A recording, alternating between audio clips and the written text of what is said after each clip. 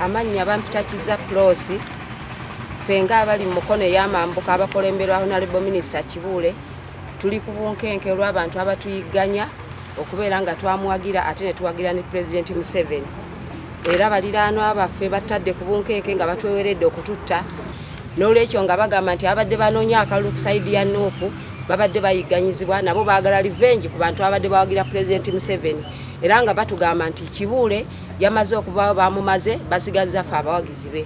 Kale n'olwekyo tusaba gavumenti eveeye tuyambe ffe abamukono ey'amambuka abakulemberwa Honorable Minister Kibuule baliraanwa baffe batuli bubi nnyo tusula ku bikande batumentioninza amannya batufunidde abantu abagenda okutukuba emiggo abatamanyiddwa nga si ba mu kitundu muno era nga baagala kututta. Tulajjanira gavumenti eveeye tuyambe ffe abali mu mukono north tusula ku bunkenke. Nyagange nze Margaret Nzayino nsula mu Dduuma Emmanga eyo taata embeera y'emu yeeyo batuyiganya lwakuwagira NRM naye tetulina buzibu bulala bwonna kuba kati bwe baba baga nti ffe tulookooma abaana naffe tuli bazadde ebyo byonna bakoze kutukonjera batuyiganyiza batusuubizza okufa. Taata embeera eyo gye tulimu mbi nnyo tukubira gavumenti yaffe omulanga Honorable waffe Pulezidenti waffe kino akitegeere nti ffe abawagizi b'Emmanga tuyisiddwa bubi tusula ku nsiko tetulina mirembe tubonaabona tutuntuzibwa ne tusaba gavumenti etuyambe abo bonna batukonjera ogw'omwana eyabula naffe tuli bazadde tetusobola kuwaayo baana baabannaffe ng'ate naffe tulina abaana baabannaffe oba gye bali bakomezebwewo tufune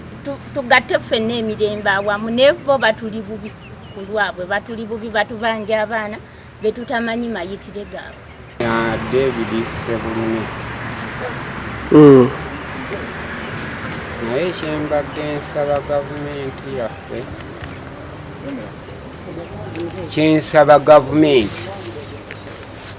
ebyo bano bye baliko bye balukompoka nabyo tebabitegeera wabula kulukompoka bafune emirimu egy'okkola naye si kulukompoka bulukomposi oteeke omuntu ku bunkenke kiki muzeyi bwaba pulezidenti bw'abanga yayitamu ye lwaki kyamulema lwaki teyakola nga ye okugamba nti muzeyi yabba biki ye lwaki tabba omubi mu nsi alimu omu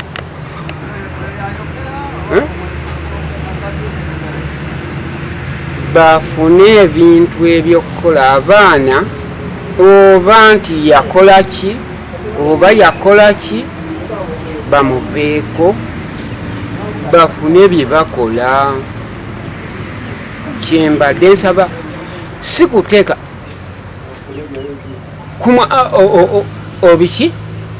obunkenke omuntu atuke n'okusula ebweru waayi. Amanya gange nze Jamaldin Ssenyonjo. Ensonga endeese mu mbeera emu kuva obululu we bwatandika buli omu yagenda mu nju ye gy'awagira. Abagenda mu NRM ne tusigalayo, abagenda mu People Power ne bagenda. Naye embeera etususseeko kuva obululu we bwatandika bannaffe batuwewerera batusuulidde ebibaluwa ate nga basajja bakulu tubadde nabo ebbanga ddene. Omwami Zigote ennaku z'omwezi nga 17 yakuŋŋaanya abavubuka bwe baali banoonya mbu emirambo gyasuuliddwa mu Nakitutuli nga bagamba tusala na twokera mu nju nti ffe bambega ffe tubegera Honorable Kibuule ffe tuyita ab'ebyokwerinda ne bakwata bannaffe. Nga tali yekka alina omwami Abe Chairman w'ekitundu Budala Asala Enviiri ne Wandera Peter n'omukyala gwe bayita Ajala nga bakuŋŋaanyiza abavubuka baagala kunkuba. Nenfundikira nga ngamba nti nekubira omulanga eri Honorable Kibuule RDC omupya gwe batuleetedde mukyala Ndisaba ne Yoweri Kaguta Museveni jjajja waffe tusaba otuyambe tuli ku buzibu ffe abavubuka b'emukono Kisowera Mpoma. Agange bampita mu Sima Nsolo. Nze omu ku baafulumiddwa mu kiwandiiko ekyo kye basudde kiba kikuntumye bakisudde mu kisowera babitimbye bingi nnyo tulimu abantu 3 n'abalala ba mentions abantu 3 n'abalala ndi mu kutiisibwa mu Mukono North yonna nze omu ku bafulumira ku mawulire Abe ng'agamba ffe tubegera Honorable Kibuule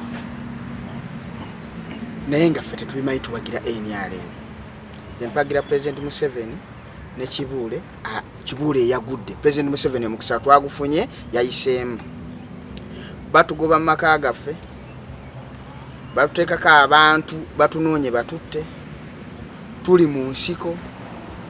tetukyakola tuli mu mbeera etiisibwa ennyo ndi mu bwerakirivu nasuze mu nsiko ntya n'okwambala t-shirt ya NRM olw'abantu okuntiisatiisa kati gwe oyagala kuyambibwa njagala okuyambibwa abantu abo batutiisatiisa ebitongole bya security bibayite bibannyonnyole abantu baabwe gye baalaga be batubanja junior nze sikolera security sina kitongole kya security kyenkolera bamanja junior nze namukutwala nze namuwamba kituufu ddala junior bamuwamba ekituufu junior yawambibwa taliko ku kitundu bamutwala nkuba omulanga bitongole bya security bimanyi nti junior wali bamuleete tuveeko kutiisibwa bagenda tumenyamu emitwe bagenda tutemako emitwe wasigaddeyo olunaku lumu tetukyasula mu nju bannaye jjajja wange mukadde anzigayira wa mu nju naye bannaye Mukama Katonda tusaba tuyambire ddala Jeno Muhoozi banne president waffe Mubeezi Yoweri Kaguta Museveni tuyambe ffe twakuwagira naye batunoonya bubi nnyo batuwandikidde ekibaluwa kya nnaku 2 Chairman Abe mwennyini omutuuze chairman w'ekitundu yansongamu olunwe nti nno nze nabega naye njagala gye bamukwato baba mufune ampa obujulizi nze nabegerawa kuba naffe ero ezo emmotoka ezajja ziwamba we zajja ffenna twadduka naye ezo gwe bakwata sikonti nti nabega biki era nsongamu nejjo olunaku lwejjo yansonzeemu naŋŋamba gwe tugenda kukutta tulabira omulambo gwonna naye nga nze sirina ku kyemmanyiiko kati ffe tufunangayo omuntu yenna ajja mu ofiisi otugamba nti ensonga eri mu kitundu kyaffe bwekiti nekiti kati naffe netusinzira mu ofiisi omwo kuba kati munama balina mwami Katuka ate asobola okumpi awo nalirowooza nti baalisose ne batuuka awo n'abajjako diteeri zaabwe zonna aba batiisibwa okiwulira naffe netugaa nti kubanga abasecurity bonna tubalina tubadde tutulaba mu meeting netugaa no abavubuka ntwagala kuyamba tugende mu kitundu kyabwe tulabe engeri gye twogerezeganya n'abali abanyiivu baba abatwalibwa abantu bali tulabe engeri gye tukwata ensonga eyo kati mu ofiisi naawe baako lipooti kwosinziira nti mu ofiisi batwetera lipooti eno n'eno